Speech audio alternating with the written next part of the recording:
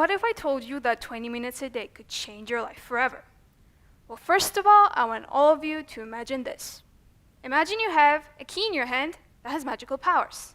This key doesn't just open one door, it unlocks countless doors to new rooms you've never imagined. You can choose wherever you want to go, the options are endless. It's a key that requires no special skills and doesn't take up much of your time. Yet with each turn and each door that you walk through, it leads you somewhere new. Sounds like a fantasy, right? Well, what if I told you that you already own the key? The catch is you've just refused to use it all along. The key that I'm actually talking about is a book, a simple hardcover book. I know it sounds old-fashioned or boring even because nobody reads for entertainment these days, but leaving just 20 minutes for yourself can be life-changing. During quarantine, I was feeling pretty lost. I had just left the dance academy that I went to for 8 years of my life, my school went online, and I was basically stuck at home with myself doing absolutely nothing other than doom scrolling, just like many of you. I knew I had to keep my grades up because I took my education very seriously, but the 12-year-old me was scared that I was wasting my childhood doing nothing, so I was determined to find another calling. You know how from a very young age, little girls choose a fictional character they love and they stand by it for the rest of their lives? Well, for me, it was Hermione Granger. The idea of being this young, powerful girl who knows all the answers or hits the library to figure them out spoke to me. The ultimate smart girl who uses her brains and her books to help defeat Voldemort and aces her classes while she's at it. It sounded like the ideal, but there was a slight problem. I hated reading. I despised it. Wanting to be like Hermione Granger and hating books, those two things didn't really add up. Reading has always felt like an unnecessary chore. I used to hear so many stories from readers about how when they were kids they would hide under their covers with a flashlight on to read at night when they were supposed to be sleeping. Yeah, I was not one of them. So when the pandemic first hit and we were basically told to lock ourselves up and hide, I thought to myself, what better time to pick up a hobby than now? That's when my journey started. I started my goal of reading 20 minutes a day just as an experiment. At the beginning of my journey, I didn't see any dramatic changes. A few pages here and there, nothing special, nothing groundbreaking, but as the months went by, I realized I started approaching problems differently. I became more confident in conversations, and I even overcame my fear of public speaking. I didn't read anything cool like some deep philosophical novel. No, I just picked up the most random book I could find and realized, hey, I can actually sit by myself and focus on something instead of getting distracted by my phone every 5 minutes. I didn't turn into a genius overnight. I'm still not a genius, but I could finish something. Now, any book could change your life in an overnight way. This is not what usually happens, but I will never forget the first book that made me fall in love with reading. And Then There Were None by Agatha Christie, where 10 strangers are lured onto a remote island just to realize that they're about to be punished by death for the crimes that they've committed and have gotten away with.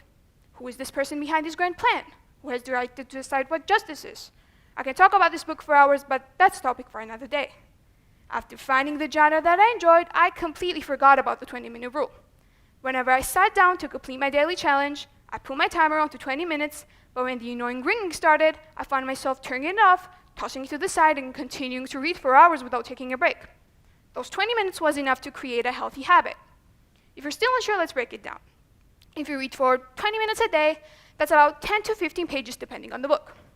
Over the course of the year, that adds up to approximately 5,475 pages, which is roughly 30 books in a year.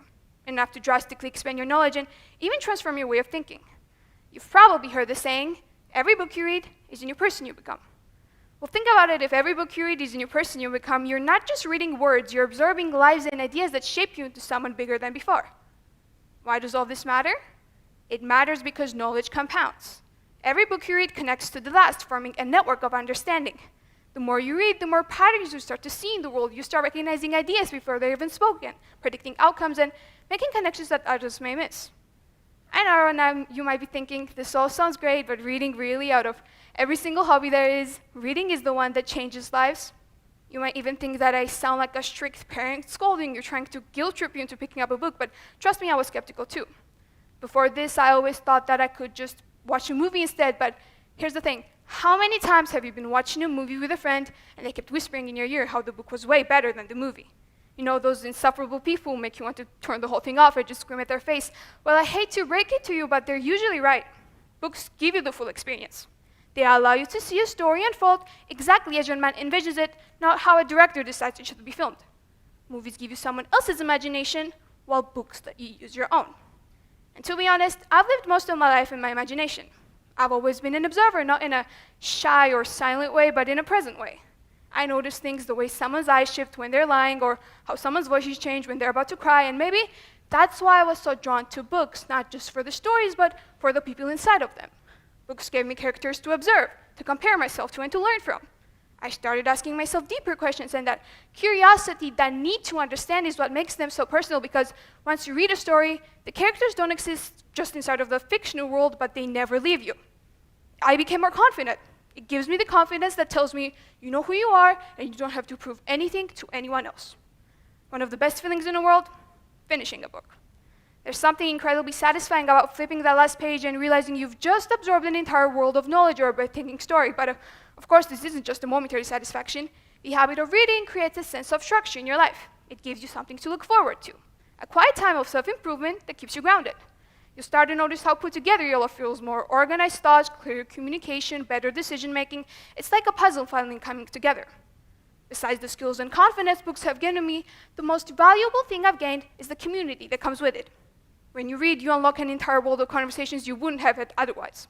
The books you read shape your thoughts, and those thoughts attract like-minded individuals. Imagine sitting in a cafe and overhearing someone mention a book you love. You'll instantly have a conversation starter. There's no real guide on how to start your reading journey besides just starting. Pick up a book, as hard as it sounds. Don't force yourself to read something you find boring. Choose a genre you love, whether it's sci-fi, mystery, personal development, or history. Reading should feel like a treat, not a chore. Also, remember not to aim for an entire book in a week. Just 20 minutes a day, it's more than enough. It all adds up over time. It's kind of like a butterfly effect, the idea that something as small as butterfly flapping its wings can lead to bigger results. So imagine the impact this could have on your future. Now that I've shared my story, the real question remains unanswered. What are you willing to do to set your own butterfly effect in motion? You already have the magical key that I mentioned in the beginning. It's in your hand. You just need 20 minutes a day. Thank you.